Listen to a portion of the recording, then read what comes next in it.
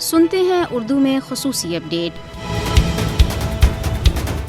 بھارت اب بھی افغانستان میں صورتحال کو خراب اور بگاڑنے کے لیے اپنا مذموم کردار ادا کر رہا ہے۔ بھارت افغانستان میں استحکام اور امن کو نہیں دیکھنا چاہتا۔ بھارت افغانستان میں لوگوں کی مدد کے لیے نہیں بلکہ افغانستان اور پاکستان کے تعلقات کو نقصان پہنچانے کے لیے داخل ہوا تھا، اور بھارت نے پاکستان میں دہشت گردی کی کارروائیاں کرنے کے لیے پاک افغان سرحد پر 20 قونصل خانے قائم کیے تھے۔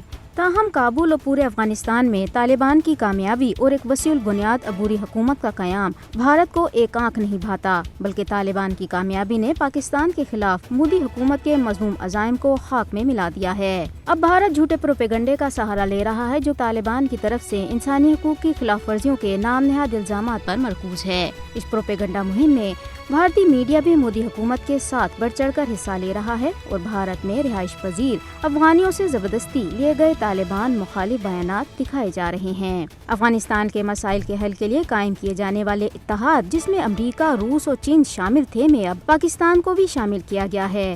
اس اتحاد سے بھارت کا اخراج اس کے لیے نہ صرف سبکی بلکہ افغانستان کی صورتحال میں بھارت کا کوئی کردار نہ ہونے کا اظہار، جبکہ پاکستان کی اہمیت اور افادیت کو تسلیم کیا گیا ہے۔ افغان مذاکرات سے الگ کیے جانے کے بعد بھارت اب روس اور امریکہ کے عہدیداران کے دہلی کے دوروں پر فخر کرتے ہوئے اپنی اہمیت ثابت کرنے کی کوشش کر رہا ہے، کیونکہ اس دورے میں روس اور امریکی انٹیلیجنس چیفز نے شرکت کی تھی۔